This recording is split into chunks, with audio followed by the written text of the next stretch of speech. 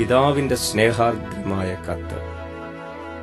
കുഞ്ഞേ, നീ ഇപ്പോൾ കേൾക്കാൻ പോകുന്ന വാക്കുകൾ തികച്ചും സത്യമാണ്. നീ അനുവദിക്കുമെങ്കിൽ അവ നിന്റെ ജീവിതത്തെ വ്യത്യാസപ്പെടുത്താൻ മതിയായതാണ്. കാരണം നിന്നെ സ്നേഹിക്കുന്ന ഒരു പിതാവിന്റെ ഹൃദയത്തിൽ നിന്ന് വരുന്ന വാക്കുകളാണവ. നിന്റെ ജീവിതത്തിൽ ഇന്നുവരെ നീ അന്വേഷിച്ചുകൊണ്ടിരുന്ന പിതാവ് തന്നെയാണിത്. ആ പിതൃഹൃദയത്തിൽ നിന്നുള്ള സ്നേഹാർദ്രമായ ഈ കത്ത് നിനക്കു വേണ്ടി മാത്രമാണ്. എന്റെ പ്രിയപ്പെട്ട കുഞ്ഞെ, നീ എന്നെ അറിയുന്നില്ലെങ്കിലും നിന്നെക്കുറിച്ചുള്ള എല്ലാ കാര്യങ്ങളും ഞാൻ നന്നായിട്ട് അറിയുന്നുണ്ട്. നീ ഇരിക്കുന്നതും എഴുന്നേൽക്കുന്നത് പോലും ശ്രദ്ധിക്കുന്ന ഞാൻ നിന്റെ എല്ലാ വഴികളെക്കുറിച്ചും തികച്ചും പരിചിതനാണ്. നിന്റെ തലയിലെ മുടികൾ പോലും എണ്ണപ്പെട്ടിരിക്കുന്നു. എന്റെ സാദൃശ്യത്തിൽ തന്നെയാണല്ലോ നീ സൃഷ്ടിക്കപ്പെട്ടത്. എന്റെ സന്താനമായ നീ ജീവിക്കുന്നതും ചരിക്കുന്നതും നിലനിൽക്കുന്നതും എന്നിൽ തന്നെയാണല്ലോ. നിന്റെ അമ്മയുടെ ഉദരത്തിൽ നീ ഉരുവാകും മുൻപ് നിന്നെ ഞാൻ കാണുകയും സൃഷ്ടിപ്പിന് പദ്ധതി ഇട്ടപ്പോൾ തന്നെ നിന്നെ തിരഞ്ഞെടുക്കുകയും ചെയ്തതാണ്. നിന്റെ ജനനം ഒരിക്കലും ഒരു യാദൃച്ഛിക സംഭവമായിരുന്നില്ല. നിന്റെ ദിനങ്ങളെല്ലാം എന്റെ പുസ്തകത്തിൽ എഴുതപ്പെട്ടിരുന്നു. നിന്റെ ജനനത്തിന്റെ കൃത്യസമയം നിർണയിച്ച ഞാൻ നീ ഭൂമിയിൽ എവിടെ ജീവിക്കണം എന്നും തീരുമാനിച്ചു. നിന്റെ അമ്മയുടെ ഉദരത്തിൽ ഭയങ്കരവും അതിശയകരവുമായി സൃഷ്ടിക്കപ്പെട്ട നീ തക്ക സമയത്ത് ഭൂമിയിൽ പിറന്നു വീണതും എന്റെ നിർണയപ്രകാരം തന്നെയായിരുന്നു.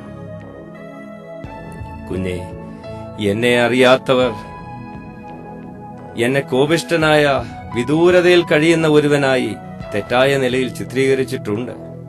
എന്നാൽ സ്നേഹത്തിന്റെ മൂർത്തീഭാവമായ ഈ നിന്റെ പിതാവ് ആ സ്നേഹം നിന്നിൽ ചൊരിയുവാൻ എത്രമാത്രം കൊതിക്കുന്നെന്നോ.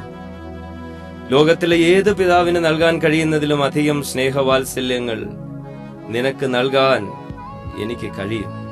കാരണം ഞാൻ മാത്രമാണ് സമ്പൂർണനായ പിതാവ്. നിന്റെ എല്ലാ ആവശ്യങ്ങളും നിറവേറ്റാൻ കഴിയുന്ന എന്നിൽ നിന്നാണ് നീ എല്ലാ നല്ല ദാനങ്ങളും കൈക്കൊള്ളുന്നത്. നിന്റെ ഭാവിയെക്കുറിച്ചുള്ള എന്റെ പദ്ധതികളെല്ലാം പ്രത്യാശ നിർഭരമാണ്. നിത്യസ്നേഹം കൊണ്ട് ഞാൻ നിന്നെ സ്നേഹിക്കുന്നു.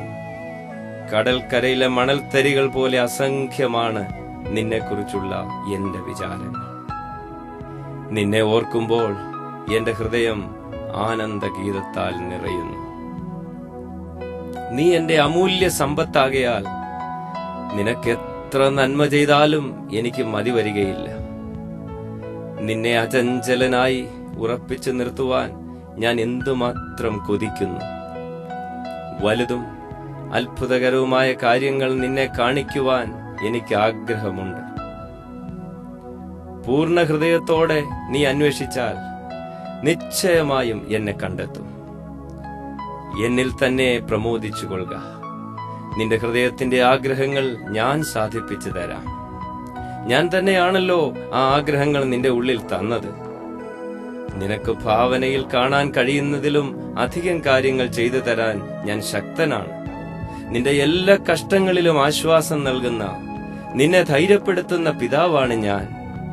ഹൃദയം തകർന്നിരിക്കുമ്പോൾ ഞാൻ അടുത്തുണ്ട്. ഒരിടയൻ കുഞ്ഞാടിനെ മാറോട് ചേർത്തുകൊള്ളുന്നത് പോലെ ഞാൻ നിന്നെ വഹിച്ചിരിക്കുന്നു. ഒരു ദിവസം നിന്റെ കണ്ണിൽ നിന്നും എന്നേക്കുമായി ഞാൻ കണ്ണുനീർ തുടച്ചു കളയും.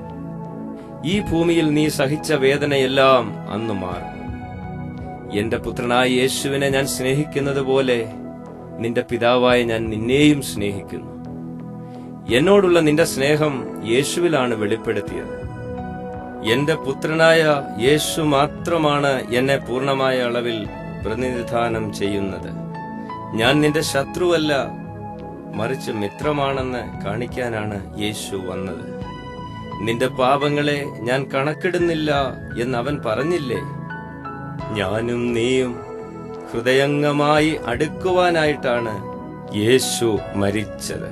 അവന്റെ മരണം എനിക്ക് നിന്നോടുള്ള അതുല്യ സ്നേഹത്തിന്റെ പ്രതിഫലനമായിരുന്നു. നിന്റെ സ്നേഹം സമ്പാദിക്കാൻ ഞാൻ സ്നേഹിച്ചിരുന്ന വിലപ്പെട്ടതെല്ലാം ഉപേക്ഷിച്ചതാണ്.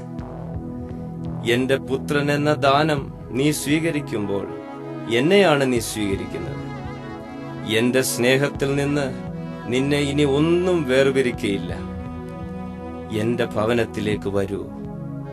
സ്വർഗം കണ്ടിട്ടുള്ളതിൽ വെച്ച് ഏറ്റവും വലിയ വിരുന്ന് നിനക്കായി കാത്തിരിക്കുന്നു.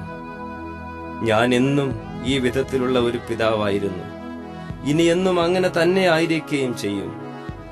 നീ എന്റെ മകനായി തീരുമോ? ഇതാണ് എന്റെ ചോദ്യം.